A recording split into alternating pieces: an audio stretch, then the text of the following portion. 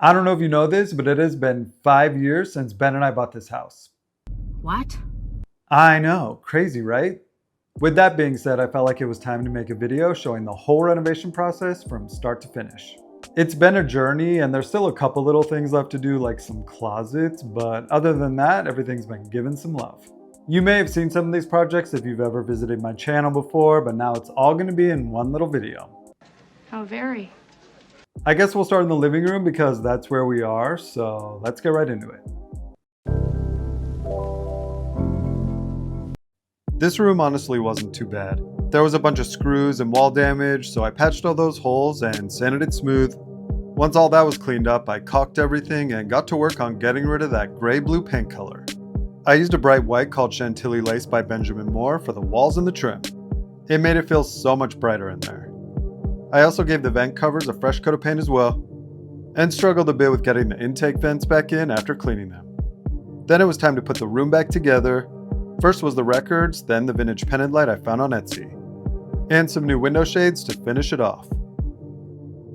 I still love how this room looks. It's bright and cozy and the perfect place to hang when we have people over to chill and listen to records or watch a movie or whatever else people do in living rooms.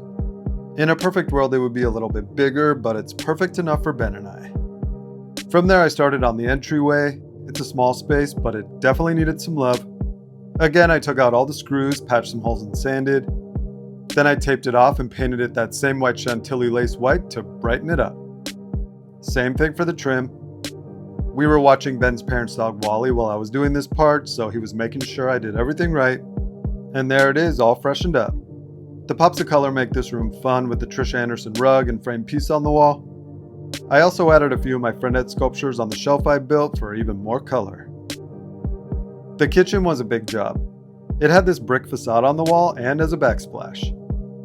I tried to just remove it, but I ended up having to take it down to the studs. The old upper and lower cabinets had to go so I could remove the wall behind the sink as well. So much dust. Then it was time to get the new drywall up in mud.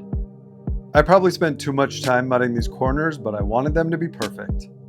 Then I sanded for forever and did a second coat of mud. Once that was done, Ben helped me put together the new IKEA cabinets because I'm bad at reading instructions. After those were installed, I did any last minute prep on the walls and then started to prime and paint. Then I cut all the holes for the sink and the faucet and the new countertop and put in the new window trim. I was really happy to get rid of that old poopy brown flooring and replace it with these peel and stick terrazzo tiles I found. Instead of more upper cabinets, I made some floating shelves out of a 2x12 board to keep it light and airy around the window, and the last little piece of countertop for the other side. And finally, the new baseboards and transition strip for the flooring. This kitchen feels so different from when we first moved in. It's so bright and clean. The terrazzo flooring has held up super well over the years, which I'm kind of surprised since we're peel and stick.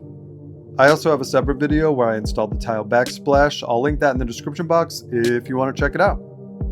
From there, it was time to make the dining room better. I had a vision for a floating shelf in here, so first thing was marking out all the studs on the back wall. I didn't want to see the brackets at all, so I decided to chisel out the drywall so I could mud over them once they were installed to the studs. Then it was time to paint. I ended up painting the whole house in that Chantilly lace color, so this will be the last time that I mention it. I wanted an accent wall to go with the floating shelf, so I taped off about 80% of the wall and did 2 coats of the color lambskin by Benjamin Moore for that. From there, I got to work on cutting, sanding, staining, and sealing the 2x8 I got for the floating shelf. Ben helped me install that, the new globe pendant light, and then it was a fresh coat of paint for the vent covers, new plates for the outlets, and this dining room was officially done. This room gets really good light, so instead of a bunch of artwork, we decided to put a few plants and keep it simple. I'm super into how the shelf turned out.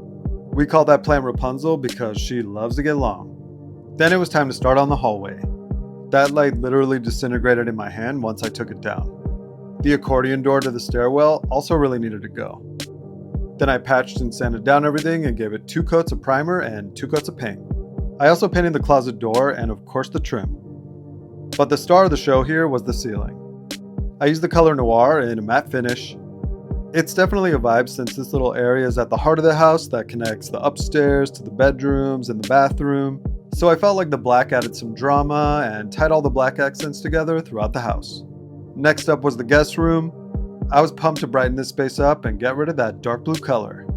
I had to do a lot of patching and sanding in this room, but with each coat of paint, the room felt like a blank canvas. I also made the hole bigger to fit the new knob I got for the closet door. I gave those a fresh coat of paint as well and then started work on the custom headboard. I cut and painted some 1x2s and attached them to the wall, then filled and sanded the nail holes and gave it a final coat. After those doors were back up, I installed the new knobs and then it was time to put the room back together. It's crazy how different this room feels. I wanted to give our guests a serene space to stay and I think that was accomplished. I did a little ceiling project not that long ago to complement the headboard, so I'll link that video if you want to check it out as well. Then I finally started on our primary bedroom. This room had a lot of stuff on the walls and some built-in shelves, so once I took all that out, there was a lot of patching and sanding. Then I primed and painted. There was no door to this room, so I notched out some holes for some hinges before painting the trim. Then I got to work on finishing the framing for the door. I wanted to create a headboard that also acted as an accent wall, so I painted the wall with the same noir color that I used in the hallway and cut, sanded, and painted a bunch of 1x2s. While those dried, I painted the new door and the one for the closet, hung those up and did the 2 final coats of paint, and got to work on installing those 1x2s. I used my nail gun and a 1x2 as a spacer and went to town. Patched those holes, sanded them down, and did a final coat of paint. A new flush mount light replaced the old fan, new doorknobs and window shades, and then it was time to put everything in its spot. I know this room isn't huge, but what it lacks in size, it makes up for in style if you ask me. I love how the fluted headboard turned out, and that keyboard imprint above the bed is the chef's kiss. Then I moved on to the stinky main floor bathroom. There was only a tub in there with no plumbing for a shower, and it was just plaster for the tub surround, so I had to knock all that out. I pretty much took everything out because it all had to go. Then I cut and installed new cement board to start getting everything waterproofed. Caulked all the gaps with silicone, and then taped and mudded over that once it dried. After that was the waterproof membrane. This stuff is super stinky. Then I sanded all the patching I did, removed the toilet, and pulled up the old subfloor. This was gross. Cut new cement board and installed that with some mortar and some screws. And then I primed and painted. I was using those old pink and blue mid-century tiled bathrooms as inspo, so I did a little nod to that with this pink accent wall. I was going to tile myself, but we got these tiny 2x2 square tiles, and with nothing being square in the bathroom, we decided to leave it to the pros, and I'm glad we did. Then I installed the new baseboards and caulked everything. We also got our new sink, toilet, and vanity, and then it was down to the details. This bathroom was so much work, but I think it turned out great. I love the touch of pink, and I especially love that little shower niche that wasn't there before. From there, it was time to go upstairs and tackle that old smelly carpet. I didn't know what was under there, but I wasn't expecting that flooring. I also removed the built-in cabinet. I know some people get mad about that, but it was falling apart, so it had to go. From there, it was patching, sanding, priming, and painting like usual. And then I got to work on the new flooring. A new handrail. I would love to build something custom for this, but I had too much to do, so I went with these. More carbon removal and the same patching and painting on the other side. I also block colored the paint in this taupey color in this section up there, since this was going to be the chill zone. I wanted a little separation and to warm it up a bit so it wasn't just a big white space. Then I did the rest of the floor install and got to work on this little partition wall. There's a chimney stack that's right in the center of the floor, so I wanted to camouflage it. I also felt like this back corner needed some storage, so I built this bookshelf out of some 1x8s. There was a lot of angles, but it worked out pretty good. This area of the house is so cute. The black flooring looks super sharp and makes all the colors pop. That taupe color is also kind of perfect. Once all the work was done up there, I finally started on the stairwell. The carpet had a million staples that took forever to get out. I had to do a lot of patching and sanding on the walls and the stairs. But once the dust settled, I got to painting. First the walls and then the stairs. I also painted the handrail in that noir color for a bit of contrast. After that was installed, I glued down more of those black tiles on the landing. Then I measured and prepped for the real star of the show, which is the runner made by one of my besties, Trish Anderson. I used carpet tape and a staple gun to secure this down. This turned out so good. It's one of my favorite spots in the house. I mean, look at all those fun colors. Then I went down to the unfinished basement. This part of the house took me months, like almost a year, so I'm glad I'm doing time-lapse. First, I want to say that I love this paneling, but the bottom 24 inches were cut out because the previous owner had drain tile installed, so I had to remove most of it. I also had to remove a million staples from the old ceiling tile boards. Then I scraped off any loose paint from the cinder blocks and patched any tiny cracks that I found.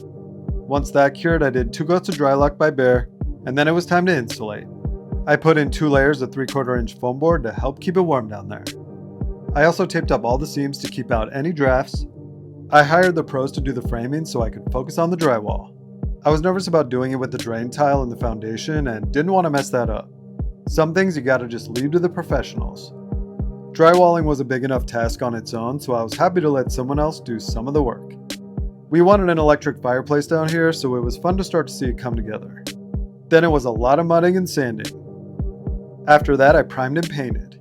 We wanted it to feel cozy down here, so we went with a warmer tone on the walls and trim. After that was done, I got to work on wallpapering the fireplace. I imagined a stone facade, so to keep it kind of kitsch, I asked my production designer friend if I could get the design she used on one of the sets we shot on for a show we did, and she hooked it up. I fell in love with it when I walked on that set, so it's kind of cute to have a little piece of that show down in the basement. Then I just had to mount the TV and the soundbar, and then the fireplace. After that, I installed the ceiling tiles. I didn't want to put in drywall in case we ever needed to access any pipes or anything. I figured I could just knock out a few of these tiles if I needed to and then replace it. I had to patch all those nail holes before I painted, but I think the texture on the ceiling looks super cool. I also had carpet installed, so once that was done, I could install the baseboards and trim. I was able to keep this one paneled wall, so I stained those boards to match. Then I got to work on building the custom bar. A basement in Milwaukee isn't complete without one. Every time I go in someone's basement, they always have some cool built-in bar from the 70s, so I was inspired to have one in ours as well. I just screwed some 2x4s together to make a frame and wrapped it in some nice plywood and stained it to bring out the wood grain. I wasn't feeling the first stain I chose, so I did another coat with a richer color to darken it up. I also had a laminate bar top made to fit the dimensions of the bar. I wish it had a little more of an overhang, but it works. I had a vision for the wall behind the bar, but before I could do it, I needed to build a hidden door to close off that closet. I thought a carpet wall would be cool, so I bought a big piece and then cut it to the dimensions to fit. It ended up needing to be 2 pieces to work around the door frame, and I used carpet tape and my nail gun to attach it. Then I put a super long piano hinge and attached the other piece of carpet to the door and hung it up. And that's it for the basement. I think the vision of a 70s warm and cozy space was definitely accomplished. We love having people over down here with the fireplace and the bar, especially in the winter. It's another one of my favorite places in the house. It's also the perfect guest area when we have visitors. After the giant workload of the basement was done, it was time to focus on the bathroom down here. And let me just say, I love this bathroom. It's actually what inspired me to go with the 70s vibe in the basement. I really didn't want to change too much, so I just patched some chipping drywall and gave it a fresh coat of paint so it flowed with what was just done. I also recaulked the sink and installed a new brass faucet, updated the mirror and light fixtures, and some new brass cabinet pulls.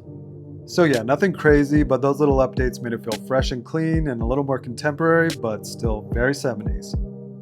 And the last place inside of the house that needed an update was the basement stairwell. I patched, sanded, and painted everything with a bright white to match the rest of the house. Redid the flooring on the stairs to cover that old laminate. And that's it. This stairwell is kind of like the transition space between the warm 70s basement and the brighter, wider main level. And I think it's a good mix with me keeping the wood elements and juxtaposition of the new white walls. I don't know if I'm putting too much thought into it, but that's how I feel. Okay, on to the outside. Painting the exterior of the house was actually the first thing that got done when we moved in, but since I'm lumping all these projects together, it's going here. The brick was pretty dirty, so I started by power washing everything. I had a vision of the house being a warm white. I know painting brick is a touchy subject, but I promise I did a ton of research and went with Roma Bio, which is a lime-based paint made for brick to not ruin it. I'm just going to put that disclaimer out now. I had to do some mortar repair, so I used a primer made by Roma Bio on all those spots before doing the first coat. I used a roller to get all the paint on, which took forever. I recently painted my parents' brick house with a paint sprayer, and it was so much easier and faster. Gave the railing a fresh coat of paint, installed the new mailbox and light fixture, and this is how it looks now. The matte warm white makes it feel super contemporary. I know not everybody loves painted brick, but I think it looks pretty good. With the house looking so fresh, I needed the garage to get some love as well. The windows were falling apart, so I took those out, color matched some exterior paint to the house, and used a paint sprayer on all the siding and the garage door. I got a couple pieces of glass cut to the dimensions of the window frames and sandwiched them between some 1x2s on the inside and outside and sealed those with some silicone caulk. There were also no gutters on the garage, so my dad helped me get those installed. This is definitely a two-person job. We had an existing paver patio in the back that was in pretty bad shape, so I removed all those, but saved them for later. I still wanted a patio there, but I had to change the footprint since the tree roots were starting to lift the pavers, so I had to switch it up. Once I had the new shape, I filled it with gravel and sand and started laying in those pavers. After everything was level, I put some pea gravel in the joints and locked them in place with some mulch anchor. And now we have a little fire pit patio. We definitely use this a lot. And the final project is the new patio behind the garage. I reused those old pavers so they needed to be power washed and stained so they look more like the gray fire pit patio. It was the same process of marking it out and removing the sod, doing a layer of gravel for drainage, then the sand to help level out the pavers as they went in. Again, I wanted the two patios to flow, so I did the pea gravel for this one as well. Planted some hostas, and then it was time for the furniture. I know I keep saying this, but this is also one of my favorite spots. It's created a whole new hangout space we didn't have before, and it lets us enjoy more of our backyard. There's like birds and butterflies and bunnies, and there's also a raccoon that walks across the power line every night, so it's cute. And the garage also looks so much better. I figured I should show you that since I didn't earlier. Oh, and I also added some lights, which made the whole thing feel even more cozy. If you're still here, that means you made it to the end of this little renovation journey. Thank God. I've never made a video like this, so hopefully it wasn't too painful to hear my voice this long. Doing all this work over the years has taught me so much, and I can honestly say that this house does feel like a home. It took a while, but we're here. If you want to go back and see any room in particular, I have a playlist called Our House where all the rooms are broken down into their own little videos. I was just starting out on my YouTube journey then, so I'm sure those videos are super cringe, so don't judge me too hard. Anyway, thanks for watching. Let me know what you think. Like, subscribe, and all that other stuff if you feel like it, and I'll see you soon. Bye.